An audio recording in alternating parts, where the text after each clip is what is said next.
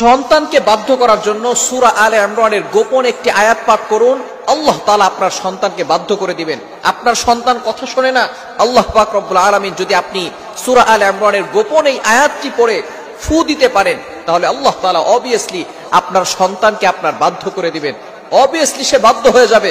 মনে রাখবেন, পবিত্র কোরআনুল কারীম হচ্ছে সকল মানুষের জন্য আল্লাহ তাআলা বিশেষ করে মুমিনদের জন্য শিফা স্বরূপ নাজিল করে দিয়েছেন।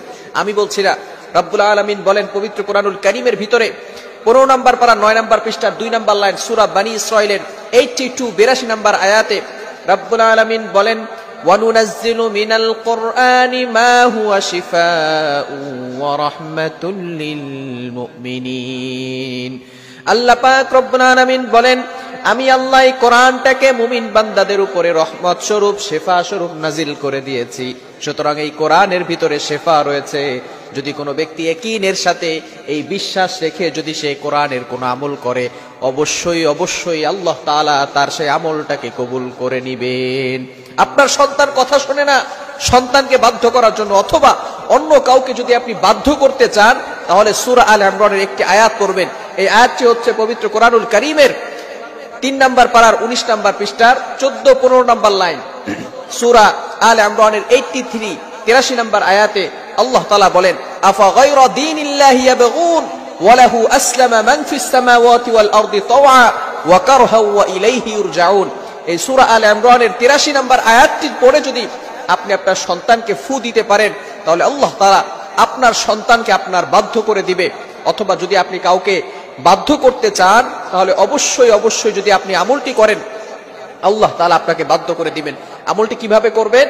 আপনার সন্তান যদি কথা না শুনে, আপনার সন্তানের জেদ রাগ যদি অনেক বেশি থাকে, সে যদি অল্পতেই রাগ হয়ে যায়, এই সন্তানকে আপনি দৈনিক যে কাজটি করবেন, টানা 21 দিনে আমলটি করবেন। যদি ছোট বাচ্চা হয়, অনেক সময় ছোট বাচ্চাদের জেদ অনেক বেশি থাকে, এই ক্ষেত্রে আপনাদের কাজ হবে যে ছোট বাচ্চার মাথায় হাত দিয়ে সূরা আলে ইমরানের 83 নম্বর আয়াতটি, আফা গায়রা দীনিল্লাহি ইয়াবগুন ওয়া লাহু আসলামা মান ফিস সামাওয়াতি ওয়াল আরদি তাওআ ওয়া কারহা ওয়া ইলাইহি ইরজাউন, এই আয়াতটি আপনি আপনার সন্তানের মাথায় হাত রেখে 7 বার পরে মাথায় আর কানে ফু দিবেন।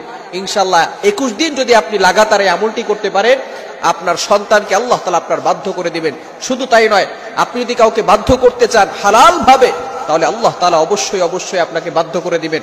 তবে চিন্তা করতে হবে, কখনো হারাম কাজ করা যাবে না, হারাম ভাবে এই আয়াতকে কাজে লাগানো যাবে না। হারাম কোনো পন্থায় যদি এটাকে কাজে লাগান, তাহলে কিন্তু কোনো কাজ হবে না। এজন্য সব সময় চিন্তা করতে হবে আমরা হালাল কাজ করব, এবং হালাল ভাবে যদি আমরা ফায়দা নিতে চাই কোরআন থেকে, তাহলে অবশ্যই অবশ্যই আমরা এই কোরআন থেকে ফায়দা নিতে পারবো। আল্লাহ তাআলা আমাদের সকলকে বোঝার তৌফিক দান করেন।